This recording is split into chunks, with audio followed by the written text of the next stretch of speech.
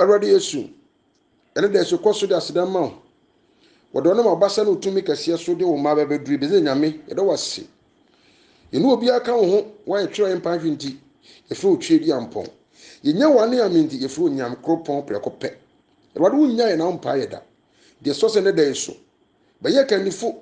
o we de suade mu na ba ma ye honhom mu nti ase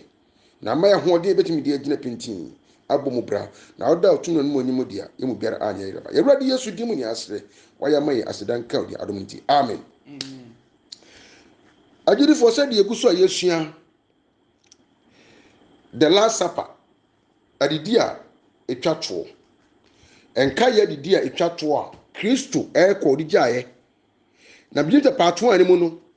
ya kenkan Matthew sempantie ya duenu nsia no na ntwa so aduenu kopem aduasa no ama yehu Kristo na nkasa num asem oka kire asuafo no ansa na wowu asole akosoro na no odi gya asuafo no to ka kire omo se wo mo ni ono omo ni bio ekosi da obodini fofo nanso saa de wodi omo nyamfa nya de bay enkaye enna bato yeso ya de yanhwe Yesu Kristo wu kwachi no ya okosoro no de asuafo no so ayi oye e de to de Kristo de gya omo so no kondo fun woma edikan etie edu baako ne ntwe so aduenu miansa kopem aduasa na no yentie Ba edikan twe koma akwantifo asafo no eti edu baako ne ntwe so aduonu miansa kusini mu aduasa na no tifi asem Awurade edidi asekromu basa Awurade edidi patetifi asem no misisu bio Awurade edidi na me de dia menyam free Awurade ho no na me de memamu ete Awurade Yesu Kristo akọ no wodi nachi eja asuafo no na osomafo Paul to so Awurade Yakobon yi ne ho ade kire no no wonam susu konkro so yi ne ho ade kire no ade ahyade bi hye ne nsa no enna wo kan de Kristo di gane se na me Paul de dia menya bi free Awurade Yesu ho no enwa no de ma Kristo achidifo nyina agidifo nyina asafo ni nyina se Awurade Yesu anadwo a wo yi na ma no ofa no ansa na ye benyina ma no ofa pa no na odase obu na odase no bubui na woka se ye ni nipadua obubu ama ye ni nipadua obubu asema ye kan saa be na Yesu kosoro Yesu ye ne de Matthew chapter 26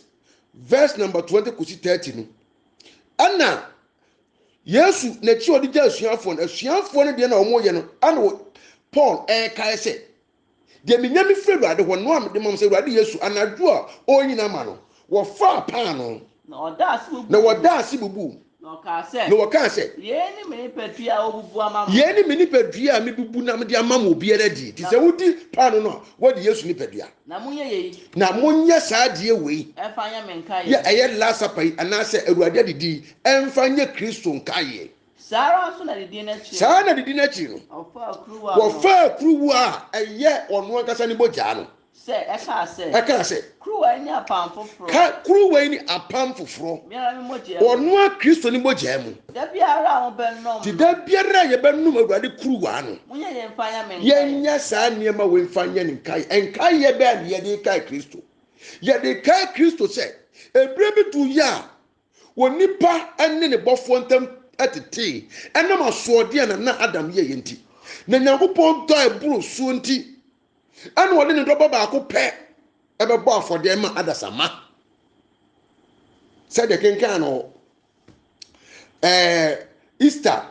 part 2 ni mu no babo afode ma adasama se kanene na nwan ni mreche de bo afode na nwan ni mreche no entimi nyi bone ne ho bio wo kan Hebrews chapter 10 no verse number 1 to 12 na bo hu sa na ma wo nyina ena Kristo be bo afode prekope di ne hum ebe bo afode na yanhwe na afode bo no mu amane a wo hu ye ye bona chi mama na chi nyina papai mo je pram no titinda so gu ni so de so ye che ehye ni ti boso na mo je san plato si papa nya bone ye so wo wuo wo bomodi a afede ye de woni wudifuo gina ho na mo ewiase presi ebegi wudifuo ni yakum de wonye bone no the preto hohoro ne nsa ni nyinaa ya me no mienu bɔne nti na wɔso akɔ me modua no so ti no yɛnyɛ we mfa nyɛ de bɛyi ɛmfa nyɛ ne nkaeɛ sɛ Kristo abɛwu ɛne ne bɔgya no abɛhohoro yɛn bɔne abɛpepa yɛn bɔne nyinaa nti yɛn na so nte ase wɔ bɔne no mu bio ti wɔwu ma yɛde a yɛntena ase ma no wo da seɛ yɛnyɛ kronkron ma no to aso ɛ na etu aso yɛ de ɔno ensia ti fi asɛm Awurade de di ase kyerɛ ti ase kyerɛ yɛn kɔn na da biara eti so yɛde ka no nti no da biara ebedi Awurade paano no yɛ Awurade honam no na ɔbɛnum kuruwa ne yɛbɛnum kuruwa na yɛ Kristo bogya no ɔmpa Awurade wɔ mu kakɔ yi so bɛ wɔyɛ ahyɛdeɛ kɛseɛ yɛ da homa Kristofoɔ obi biara a wodi Awurade honam na anum ne bogya no wɔsi da biara obedi na ɔbɛnum no pa Awurade Yesu Kristo wuo no mu ka kɔti sɛ ɔbɛba wei ɛnyɛ evangelist for asɛm wo da sɛ ɛnyɛ di for asɛm nya so for asɛm ne yɛ kan wo bibiara wodi bibiara no wo so wɔ kakra sɛ so ɔyɛ dɛ bɛn wo da na di ma nipa hu sɛ senti a wodi Awurade honam na wonum ne bogya no kɔsi sɛ ɔbɛba ɛyɛ asɛm a nyame de gyaeɛ na awura ho sɛm sɛ na nsɛn Ghana fa bato yi na nakufo ado menka ne sɛ obi a wanyini yi a waboro bɛyɛ sɛ 75 years wɔno timi bɔ dawuro enya enipa about bɛyɛ sɛ over 6 million wo da seɛ ɛto aba yɛ dɛ bɛyi ɛmaa no 6.7 Mahama so nya 6.2 wo da seɛ menum mienu den dawuro ne yɛ bɔ no Kristo ho akyerɛ foforɔ anim Kristo so olu ma timi bɔ dawuro enya nipa saa ama mo to aba ma no a menum mienu so ɛden dawuro ne yɛ bɔ no Kristo ho ama nipa abɛgye Kristo adi na yɛabra abɔkora ntimi nka nyame asɛm nkyerɛ wɔ bi to ɔse mu nti yɛsɛ Nyankopɔn de yɛdɛ bɛn ama aman mu wei bɛde yɛtimi di kɔmi nam na yi enti da bia bɛdi Awurade honam na yɛbɛnum no bogya no yɛmpa Awurade wuo no kako so bɛyɛ dɛ bɛn ɔbɛba kɔ so enti dia obedi paano yi enti obi biara obedi Awurade Kristo Yesu honam na yɛ paano no anasa obɛnum Awurade anasa obɛnum bogya no a ɛyɛ kuruwa no sɛdeɛ ɛnsɛ no sɛdeɛ ɛnsɛ no obedi Awurade ne padua ne bogya wɔn na ma bebree ni no o fi sɛ wɔte asɔre dɛm wɔtɔ awaleɛ so eti wɔn ni na wɔn nom wɔte asɔre dɛm wawoma mu bɛyɛ sɛ nsia yɛnyɛ ne ho adeɛ eti wɔn ni na wɔnyɛ dɛ bɛyɛ wɔn nom wɔte asɔre dɛm ɔbɔ dwaman ɔnwale wɔbɔ dwaman eti wɔn ni na wɔn nom wɔte asɔre dɛm wawale ɛfa ne yere ɛne ne okunu akyi eti wɔnyɛ dɛ bɛyɛ ɔnni na wɔn nom wɔte asɔre dɛm wɔnyɛ dɛ bɛyɛ pɛni sɛ te sɛ wɔsɛ kapoma na wɔanyam so ɔkɔ asɔre no wɔanni Awurade honam na ɔno bogya mesi ɛte sɛ deɛ wɔsɛ kapoma na wɔnyɛ dɛ bɛyɛ wɔanyam wo fi sɛ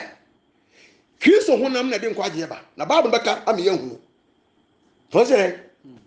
na mo nipa nso no ti mo nipa nso no ho hwɛ wɔde Yesu Kristo honam a yɛ paano ni bi na wɔn kruwa no bi ade odi na de wodi Kristo honam na wɔnum Yesu bogya ne sɛ deɛ ɛnsɛ kyɛse wɔn mu ne ho akonta na wɔkɔdi gu bɔne so ɔbrɔ nsa kyerɛ na adwen no odinom de atemmu ba wɔn mu ankasa na ho so fi sɛ ansa na wɔbi bɛto nsa frɛ wo no otitiro bɛto nsa frɛ wo ɔwɔ na ponto ase no wɔtena sese ho atare a ɛsɛ ɔhyɛ ɛne mpaboa ɛsɛ ɔyɛ dɛ bɛn wɔhyɛ wafade ɛsɛ ɔfa na wɔtumi asiwtu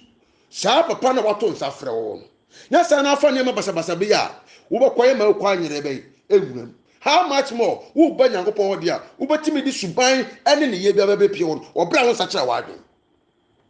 Yesu bɛwu ma abɔnefoɔ sɛ abɔnefoɔ bɛsa kyerɛ yadwen to sɛ wɔpam ka ne bɔne no ɔde kyɛ no na ohunu mmɔbɔ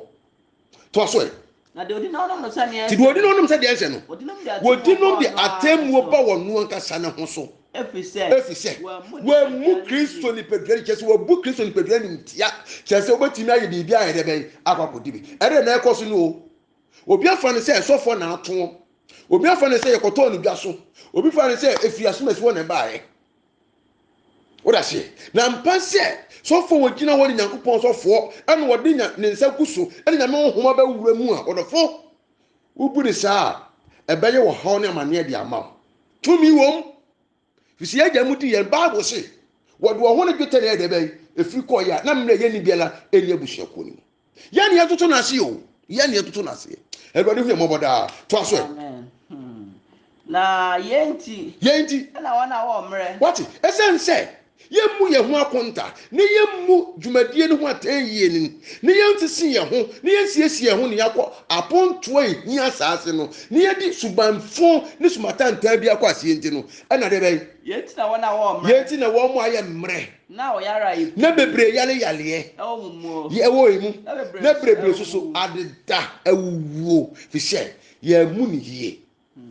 na se hwe ye mu yi na se ade anke atena ase bu ye ho akonta hwe ye mu se ade wo ya maye obade fa cheme fa boja no dware me ansa makobade pon no ho a ne nyame de kye wo a ka wo kodi akofa somdwe na so se nipa ko na asese ne ho na obu na nimtia ne ndi no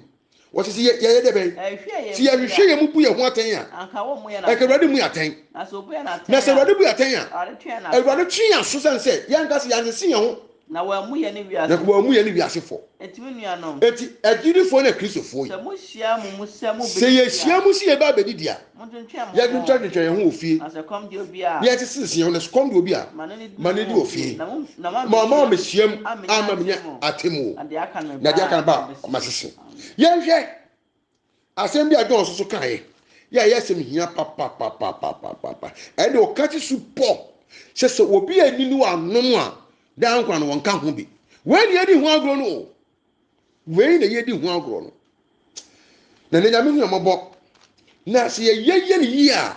emfa so wo mpa nyame asem no se no mmenu fafa ni yi a eye emfa so tumi wom ahodi wom anu ye nam sen enkrante ni fa no biara e John chapter 6 verse number 47 to 59 yankenkan sempa no so le Yohane trema ye eti a ye nsia ne ntwere so ye aduanan nso ekosi ne yimu a ye aduonum enkron tifia sem Yesu ene nkwapa no what Yesu Kristo ne nkwapa no na nkwapa no na wo pe nkwa na so wunni nkwapa no ni bi no wo be re nyankwa no wo be re no nyankwa no ekomo dewu ede na siwe didi na wo ya ase nyedu wo yamu nyedu wo simi ni na be re no wa me Yesu ni nkwapa no so pe nkwa de wo simi ni na manya nkwa o ko fe nkwa na wo yifa everybody fi mo boda amen ko so e me ka chem no kremo fa wo si enokre wo ka kire Kristofo na gidifo eno me kwa so le nyina se de ogide no odan de wogi Yesu Kristo nsem wo kan die e wo dan kwa me ne nkwapa no na Kristo Yesu onne nkwapa no hallelujah amen wo si wonne nkwapa no ti se wo pe nkwa de dia e se odi nkwapa no na wanya nkwa de mo ja no di ma na esreso wo si ye ganam ye nyankopon yom fi mizim asase so no wo ma wo mu paano anase mana ediye no wi na sa mana ne nkwa ni to mu wuwi ye ne paano e surface roba na we ne paano a ehia na so ofa so na ye so important na sane free soro bai en free ba bi o nye nipa bi na ton ye e free soro na bai so ni pani bi se wo nipa ni bi na wa wu hallelujah amen ti nyanwa wase Yesu Kristo ka kire Martha se Martha de wo gimi di ni wo wu mpa obesole fi se meni wo wu sole ne nkwa no what I say meni wo sole de bai nkwa no ento se meni paano me sane free soro bai so ni pani bi na wa wu me ne paano nkwa wo mu me Yesu Kristo ni paano nkwa wo mu me sa me si so ye was sane free soro bai so bi di paano so obi di say nkwa paano ni bia wo betena se na da paano a me de pe ma wiase nkwa ene me hona na paano a Kristo edi be wiase a Kristo fo didifo nkwa no ene ne honam hallelujah amen ti Yesu ne honam na ma edi yo ene ne papo Yesu honam no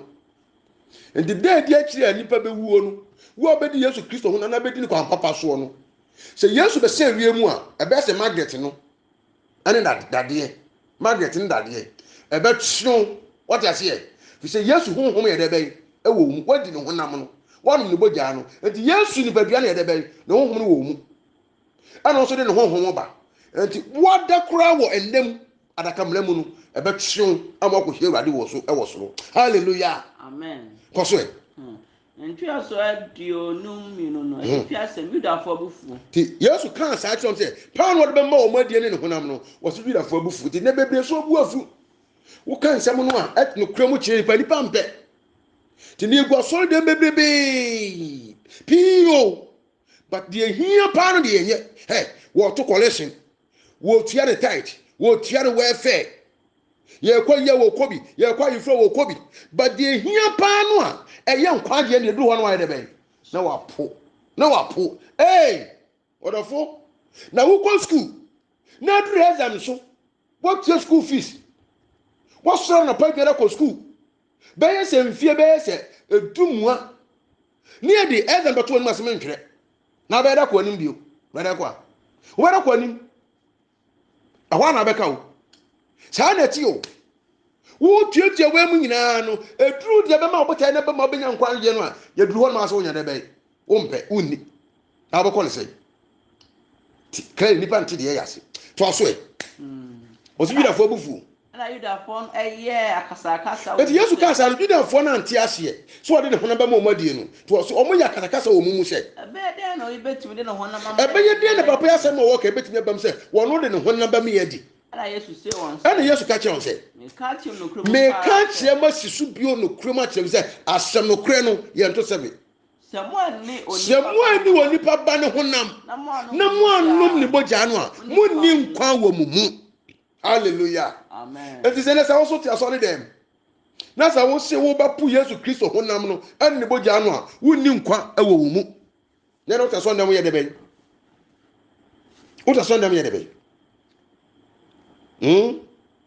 sɛ wo ani Yesu honam no ɔno bogya no wunni nkwa wɔ wo mu tisika na wutua nyina no eye kwa na nasofo nka sansem we nkyiraw enuan te sika no nko an ye age ne saa na sika na wutua na fa nkwa heaven fi se Kristo wo koma ne pata de ye wo soro wo de ase wo na sika no gita ye de be eye ne dia ti bane so unim na mpa unim na mpa nche pete herwade hu moboda koso e dia odi honam di wodi Yesu Kristo honam no na wonum ne bogya no wo wodan kwa na Yesu so benya ne de achi sempo Yesu beba be sem bio na sem bakro no wada meka se na akese wawu a Yesu be sem bio we de be obenya ne no fi se no honhom ti ne mu na me honam ye aduane ampa na Kristo se ne honam ye aduane ampa na ne bogya ne yanom ne ampa de odi me honam de wodi Yesu Kristo honam na wonum ne bogya no etena ne mu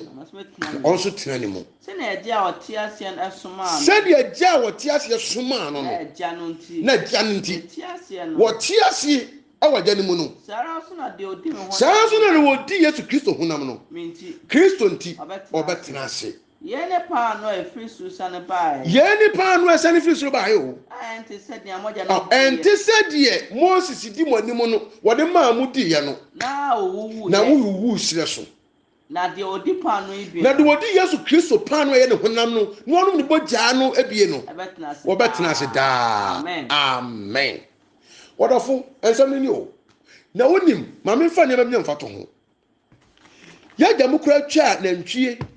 ani nwan ne papo bogya no eye nsenkyene kese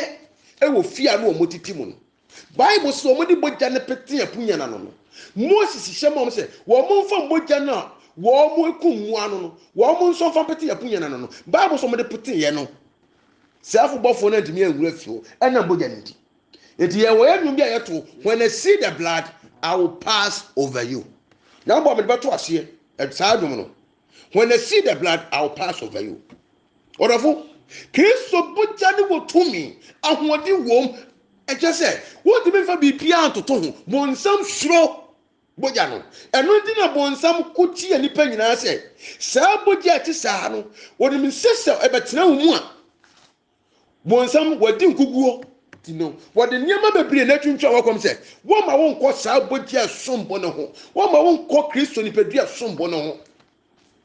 wo se tie fi se John ketenkete no wo se me mankuma